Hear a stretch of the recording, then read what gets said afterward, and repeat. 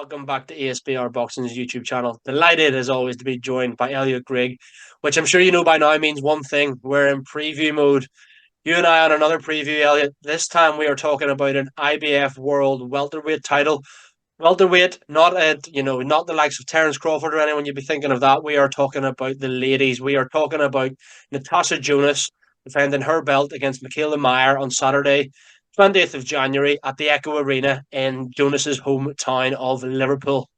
Elliott, thanks very much for joining me, mate. I'm looking forward to this one as always. Obviously, we're mainly talking about blokes fights on our calls and stuff. So refreshing to have a fight of this magnitude between two elite female fighters. So yeah, I'm looking forward to dissecting this one with you.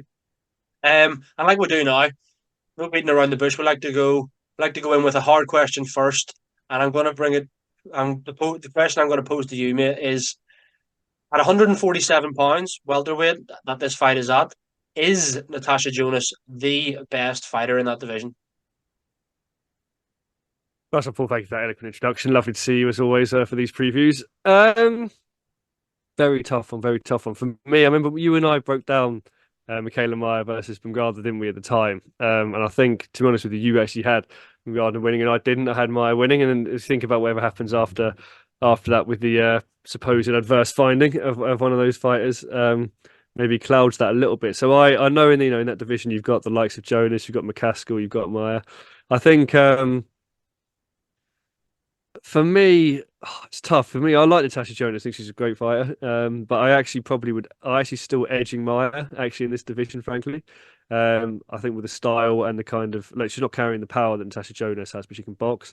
And obviously she's used to going the distance. She's only got a couple of knockouts on her record, 5 knockouts, I believe, on her record. So I still probably have her actually as number one in the division.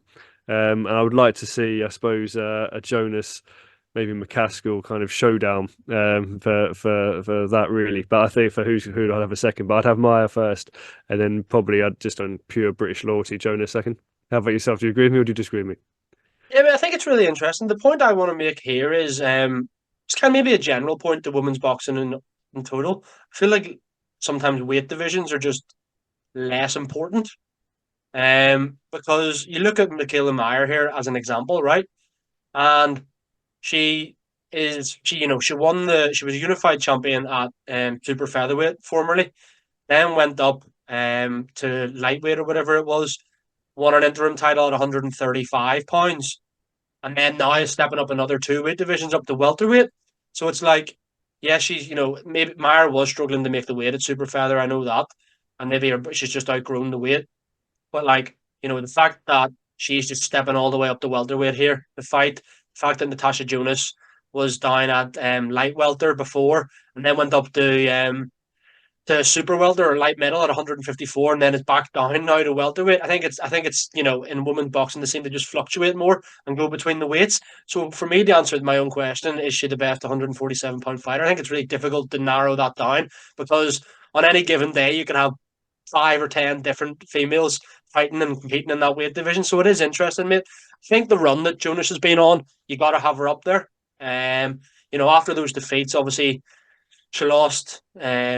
She lost, or was it a draw? I can't remember. To Terry Harper. A lot of people think she did enough to win that fight. She put Katie Taylor close, way down the weights, then stepped up 3 weight divisions, and now is back down at welterweight. And do you know what, man? I have her up there as one of the best. I think, as you mentioned there, Jessica McCaskill, who obviously got a bit of a dodgy, favourable decision against Sandy Ryan, when Sandy Ryan actually, did enough to beat her, in my opinion.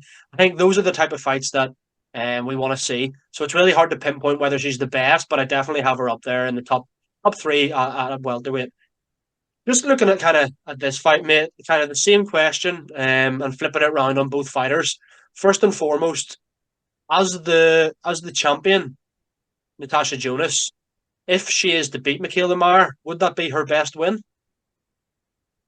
Tough, like you say. To be honest with you, it's a very, very erudite point and recipient point that you make there, actually, around the sort of vicissitudes in the weight classes and people leaping up, like you say, from super feather to super welter and back down. I think if you look obviously at Natasha Jonas's career, I think Obviously, the Burkle victory was a decent victory up at Super Welter. But I think what was kind of evident for Natasha Jonas is in some ways the power that she had didn't necessarily translate as high up at Super Welter.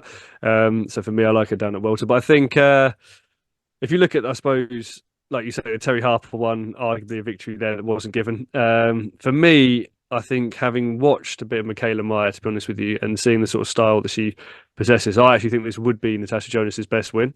Given that she's sort of coming up in the weight and the fact that, yeah, like I said, the sort of reach and the kind of style that Maya has could be quite problematic for Jonas to break down. I don't necessarily think she'll stop her. So for me, yes, I think obviously the toughest fight would have been Katie Taylor, but she lost that fight. So of all the people that she of all the victories she may potentially have, Mikaela Mayer will be the number one on her CV. I think. Do you agree with me? Do you disagree with me? Where are we going? Yeah, mate, I do agree with you. I think short and simple. I do agree with you there. I think Mikaela Mayer has proved that she's an elite fighter in women's boxing. I think that let's say Baumgartner fight was incredibly close.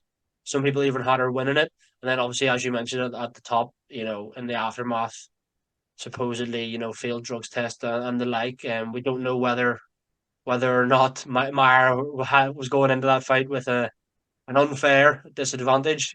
So yeah, we don't know, but she's definitely up there, mate, as would be one of Jonas's best wins, and I think she would be Jonas's best win. Interestingly, it's interesting to see how she does at the weight. But yeah, I'd have her as Jonas's best win. Flipping that on the other side, mate, would Natasha Jonas be Mikaela Mayer's best win? You know what? I'm looking at this, and obviously, like, again, I'm not going to pretend to be too au fait with the super featherweight female division. When Mikaela Mayer was winning title belts, you look at like the likes of Brodnicka and Hamadouche, obviously she's beaten down there. But I think what I was going to say is I think it would be just based on the fact that if you look at the power that Jonas carries, and that Jonas especially will carry maybe at welterweight, which I think would be more comfortable and translate her power more than up at super welter. I think at 147 pounds, she possesses a threat that Mikaela Mayer hasn't necessarily. Well, I say hasn't. Obviously, let's be honest about it. Gardner was a hard puncher as well, but hasn't necessarily faced southpaw stance of Jonas. So I think, yeah, I'd actually would agree that this will be the toughest fight for Mikaela Mayer and the best victory on a CV. Do you agree? Or do you disagree? Yeah, I do. Again, we've agreed there as well. I think that just goes to show how good and how how even a fight this is. Fact that they probably would both be each other's best win. Obviously that's not concrete. That is, you can argue that point, but I do agree with you, mate. I think that yeah, Jonah could also be Myers' best win. So yeah, 100%, mate. I think that there's nothing really else much we can say apart from prediction time. So yeah, Mikaela Mayer, Natasha Jonas, IBF World Welterweight title on the line at the Echo Arena in Liverpool on Saturday, 20th of January. Who leaves the ring with the belt over their shoulder around their waist and how? You know what? It's a tough one because, like you say, it's in Liverpool, which is Jonas's hometown. When I was naturally, my natural inclination is that Mayer will beat her on points.